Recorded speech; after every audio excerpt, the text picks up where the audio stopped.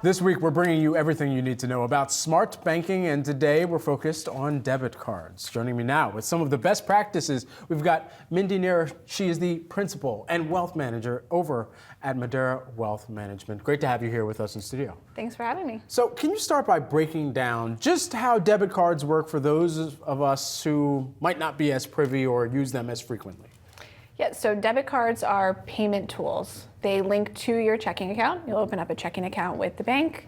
Your debit card allows you to access that money in the bank, spending it, making purchases, and making cash withdrawals. Okay, it's good to know nothing's changed since I set mine up many, many years ago. We won't disclose how many. You shared 3 things to consider, though, when choosing a checking account type: fees, interest rates, and potential cash rewards. First, how can users avoid hidden fees? It's really important to read the fine print of the checking account. So fine print might outline fees for maintenance, service, for account statements being sent to you. You can avoid those fees by reading about, if I have regular deposits going into the account, they'll waive my fees. If I sign up for electronic delivery of my statements, they'll waive fees. So it's really important to understand what the fine print says.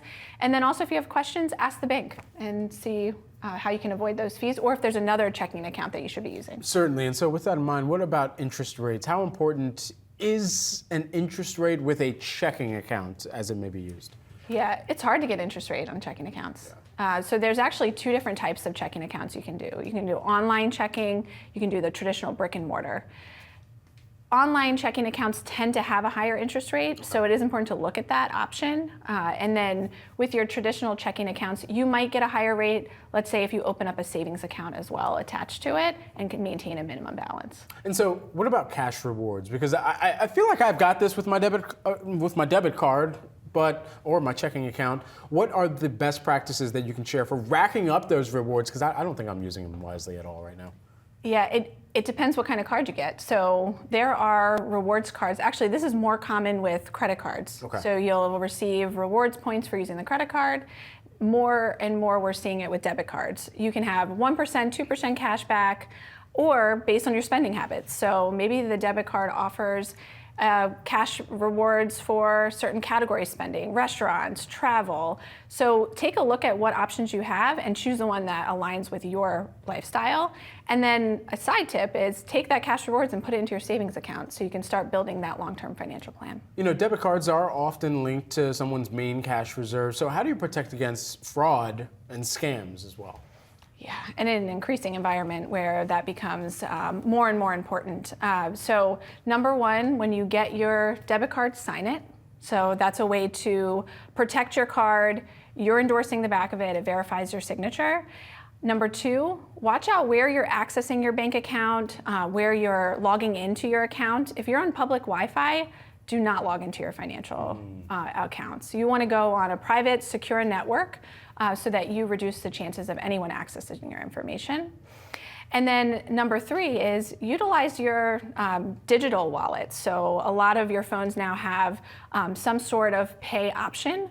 When you use your digital wallet, it's encrypted. So there's less of a chance for access to your actual bank account. How do you know when you're supposed to use each card? Joining me now on this, we've got our very own Kendall Little. Kendall, help me break this down. What purchases should you be putting on a credit card? Yeah, so we all want to earn those rewards points and cash back, but even if we look beyond that, there are some benefits to some purchases of using a credit card. One is going to be large purchases. A lot of credit cards have benefits for purchase protection and extended warranties, so that can be really helpful to make sure that you're protected against damage or theft when you buy big purchases like a new computer or an appliance for your home. Another one is going to be travel. Other credit card benefits often include trip cancellation or trip delay insurance and even lost luggage benefits. So when you're booking your hotels and your airfare with a credit card, you can sort of unlock those protections. And then finally is online purchases, and that's going to help protect you against fraud.